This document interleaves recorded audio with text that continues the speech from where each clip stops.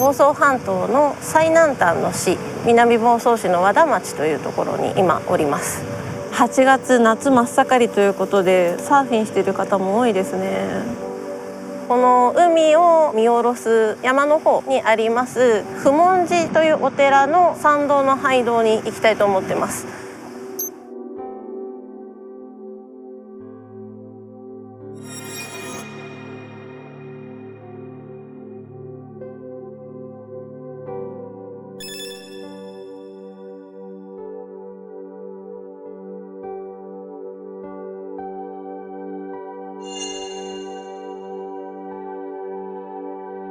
普門寺訪ねるにあたって大正7年に発行された阿波の国札所巡拝案内記っていう非常に古い本を見つけたんですね。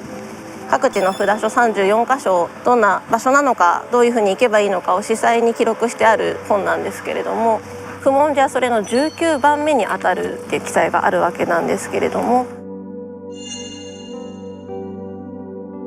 最後の一行の中に人間長奪の小句なり、人の世界を離れたような素晴らしい景色を見ることができる場所なんだよみたいなことが書いてあるわけなんですよ。これはぜひ行かなければいけないなと思いまして訪ねることにしたというわけです。この後普門寺に行くんですけど、その前にほんとすぐ近くに行ってみたい場所があるので、寄り道してから普門寺に。ぜひ行ってみたいです。いや、すごいセミの声ですね。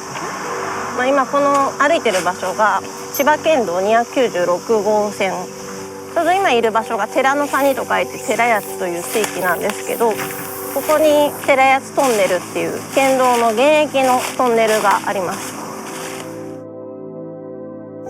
和田町市によると1979年の完成、割合新しい車道のトンネルになるんですが、このトンネルができるよりずっと前からこの道っていうのは使われてまして、すごく分かりやすく分岐があるので入りやすいですね。行ってみましょう。入りやすいマジか。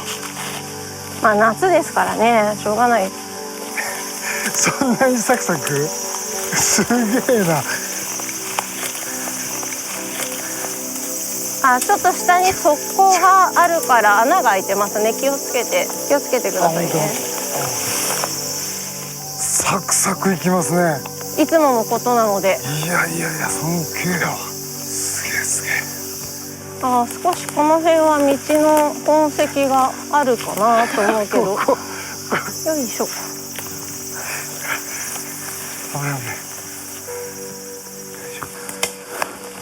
おう道ですね。ちょっと待って、落ち着いて。もう近くにいるぞって思うとドキドキします。そのね、1回の出会い、初めましては大事にしたい。初めまして、石井です。すごいね、区形って言っていいのかな、四角に近い断面の小水道。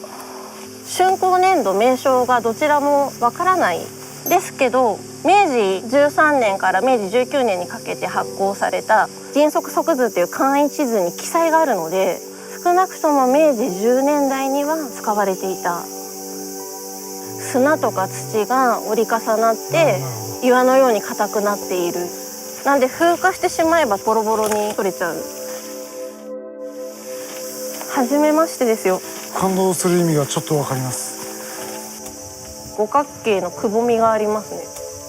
飲みの跡もあるので、おそらく水道が完成した時からある穴だと思うんですけど、もし置くなら観音様とかお地蔵様とか、もしくは石碑とかですかね。ちょっとした出っ張りがありますね。広げようとした跡なのか、芝の隧道だとこういう出っ張り見るような気がするんですよね。そしてここもここで板碑みたいな大きな石碑があったんじゃないですかね。ここを土台にして2メートルぐらい高さありますね。ここも隧道と同時期に作られたでしょうね。で、出口が若干の切り通し状で、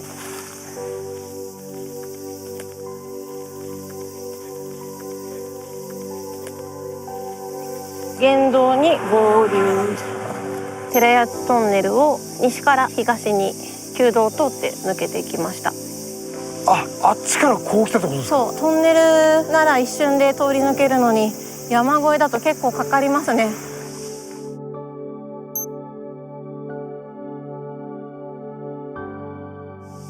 不問寺に行く分岐にちょうど差し掛かりまして、この県道からこっちに伸びていく細い道が向かう先になります。これが私が目的とする参道の入り口ですね。これ素晴らしいリアクションですね。ありがとうございます。第19番不問寺があるよということがここに指示されています。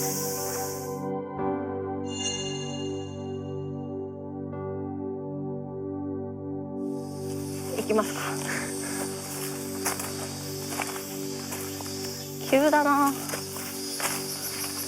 これすごい。すごいですね。摩耗した石段。これすげえな。徒歩道としては必要にして十分。非常に歩きやすい。これが参道の廃道ですね。今はもう歩いてる方はいらっしゃらない様子。そういうことですね。事前に山の中に入りますということを聞いていたんですけれども、暑さにめっぽい弱い自分からすればなんとかいけんじゃないかと、半袖短パンできたのを本当に後悔しました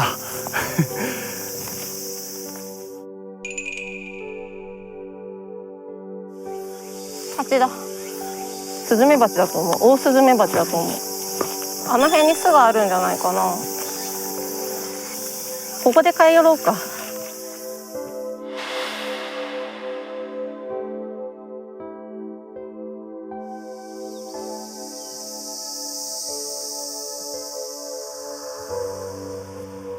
今から後半戦ということで、目的地も実は見えてるんですよ。ほとんど落葉しちゃった木に囲まれるような感じで石碑があるんですけど、そこに向かいたいと思います。懐かしい。ここを上がっていきますよと。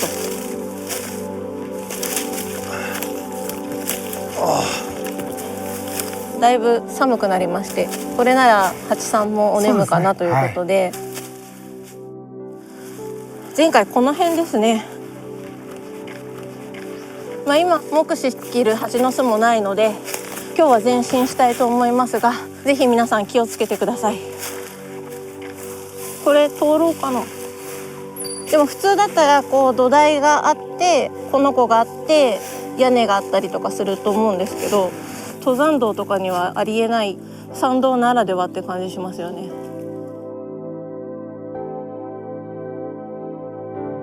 あそこに階段もある。ちょっと登ってみたい。すごい、こんなとこに。でもこれ寺八隧道、旧隧道の方、中にくぼみがありましたけど、こんな感じで祠があったのかもしれないですね。サイズ感的にぴったりでは。お邪魔しております。4ヶ月間お預けになってましたけど、念願の不問寺到着です。来た。やば。いや。おー、すごっこれが不問寺の本体。隧道って言っていいのかな。道門の方がしっくりくるかな。中に階段もあるし。やべえ、感動してる。いや、すごい中綺麗ですね。うわすごっ。すごいですね。いや。岩っていう文字は何だろう確かに岩ですけど。そうですね。瓦と木材が大正7年に発行された阿波の国札所案内記っていうなんでしょう、ガイドブックみたいな、その中に掛造りっていう表記があって、断崖に建物を建ててる作りのことを掛造りっていうみたいなんですけど、私イメージこれなんですよ。これ私が好きな布引観音っていう観音様で、斜面をうまく使いながら下にも柱で張り出るようなおそらくこの河原とかはその掛け造りの建物の解体した痕跡なんじゃないですかね。ここはなんか舞台みたいになっているので、何か祭壇場所とか。そうかもしれない。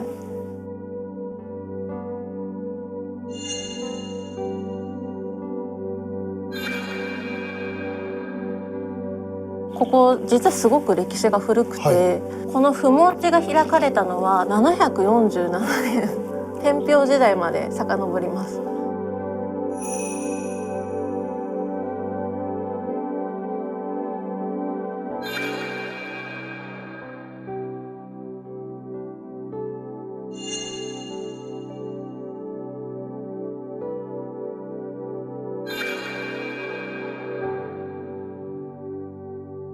赤中という名前は可愛いんですけど、野党山賊みたいな感じですかね、が根城にしてしまったということで、大正時代に入ってからここの観音様は集落の方にある正文寺さんに移されて、で管理もあるはずです。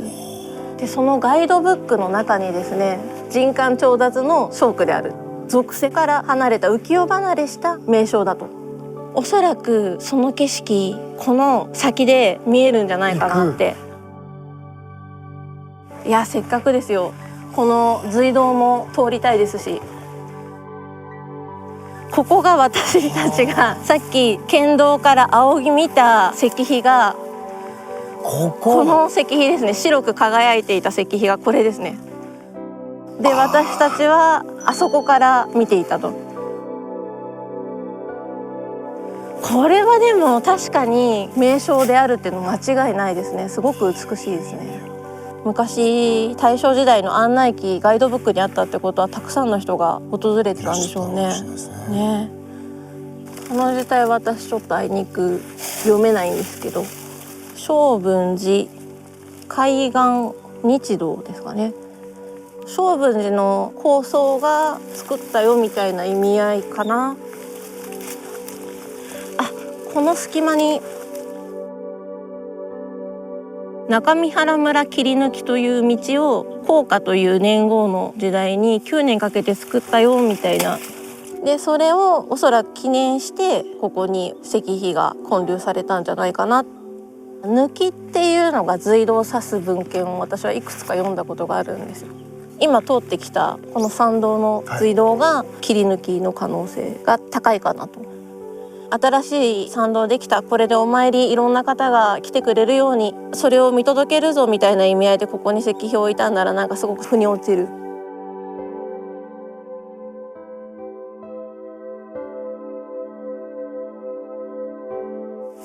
ここさっきより天井がちょっと低いですね。ちょっと低いですね。